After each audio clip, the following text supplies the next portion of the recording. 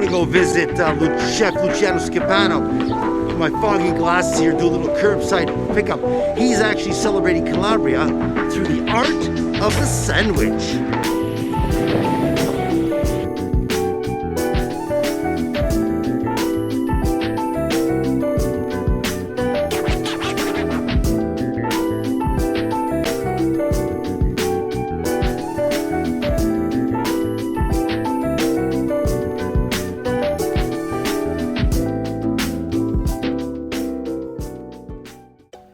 I'm with Chef Luciano Schipano at Culinarium in Toronto, and despite all of the madness that all the restaurateurs and chefs of Toronto are experiencing, Luciano seems to always rediscover, reconnect with our Calabrese roots. Today he's introduced 3 unique sandwiches that are very close to my heart, being Calabrese, but Luciano's going to explain why reinvent or why rediscover the true Calabrese sandwich.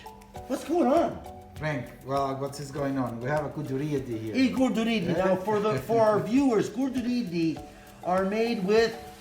Well, that's a controversy, actually. I know. I knew you were going to bring some conflict in this situation because with everything, there's one way, your way, the other way. So, what makes your gurduridi your way? Well, this is a mix of my way because my real way is with a potato in the dough. Right. This is have no potatoes in the dough, but has a double fermentation. So I think about how I shape it because I want to keep the round shape.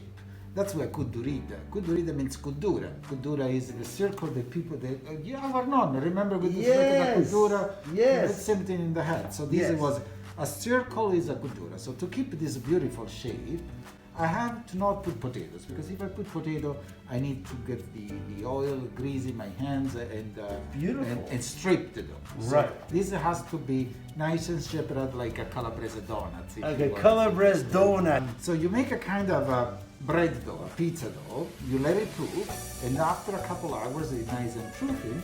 You're gonna shape it out. You make all the little donuts, right? And then you let it proof again for 1 more hour. Double fermentation. Double fermentation. And you can see the big bubble that we had here. See? That's adding a lot of structure to our. Let's just show this. It's adding a lot of structure to. May I? Yeah, of course. If you notice that it's light and airy, and you can see the structure of that, and what creates that is that double fermentation.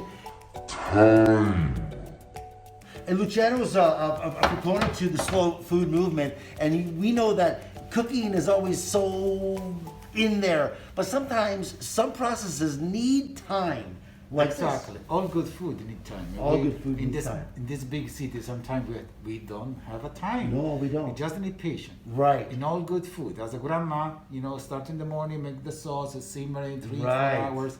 We need to understand that. That's fantastic. Now, why I come up with this idea, Frank, is zipoli are not good only for Immacolata, Christmas, or occasions. Right. They can be done and good all year long. Wow. That's fantastic. Because we tend to, as children, we were waiting for that particular holiday to get i gurduridi. I'm going to call them gurduridi. Yeah. As a vehicle of an idea. So this is where we get the Calabrese collide of you don't have to wait for a fancy holiday to have gurduridi. Now it's the vehicle for. We're gonna stuff the kuduridi. We're gonna stuff the kuduridi. Let me call it my dialect, zipoli. Zipoli. All right, because I'm sono di Catanzaro, so I have to say zipoli. But kuduridi, scripetti, everyone has a name for this. But everybody knows and love the kuduridi, the zipoli.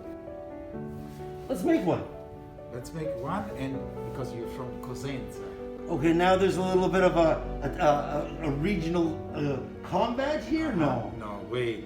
I just tried when I create this to honor all our provinces in Calabria. Let's name them now. Exactly. So when you're in Cosenza, yeah. then what do you know for? Patata mpacchiusa. Or, may I say it my way? Yes, please. Patate bingiuse. And bingiuse are potatoes that are sticky, not because we want them to stick, but naturally for the amount of oil we use to fry those potatoes slowly, and sometimes we put onions and sometimes we put sweet peppers, they kind of stick together, which gives you the charm of that potato. Exactly. Right. But only using product they are celebrating our region. Right. Pork.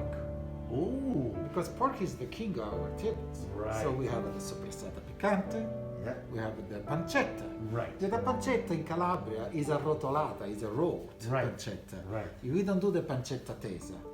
Right? That's if we do the bucciolare, we Right. have the jaw, right? Yeah, my mother makes still the flat pancetta, Exactly. and she calls it pancetta, but the rotolato, The rotolata. is actually spans more footprint on this new sandwich. Yes.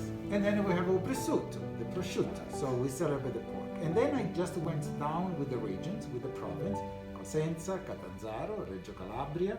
So to celebrate Vibo Valencia, Crotone. Right. And I come up with the 3 different flavors.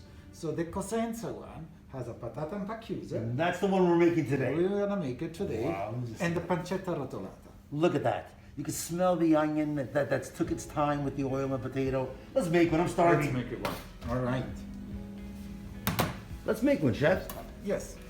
Well, first of all, dobbiamo prendere la nostra cotturetta zippo and cut it like is a sandwich. There is nothing wrong with that. No. Look at this. Look inside. Look all the holes. This is because of the slow fermentation. Wow. Now, Next step. next step, patata impacchiusa. Tongue. You know, this is a proof of concept. I know that it's proof of concept right now for Culinarium Toronto, but I know that you have to spread the word a little bit more challenging for the new palates out there. But to us, this was growing up food. Exactly. And you know what? This is not, it's very healthy. Anyways, because with the winter, we need some extra calories. So Right. if we think about that, there you go. Look. Look at that. Che bello sanguiccio! The 3 sanguiccio that we're gonna make it is a patata impacchiusa with a sticky potato and rolled pancetta, l'anduglia with anduglia soppressata and pecorino crotonese, and prosciutto with basil pesto and truffle, prosciutto and mozzarella. So while Luciano makes a few more, I'm going to try this, okay, Luciano? So thank you again for having me here at Buon Culinarium Toronto. I'm going to just slide it over here. Enjoy, Franco. I'm going to just move my mask for a second.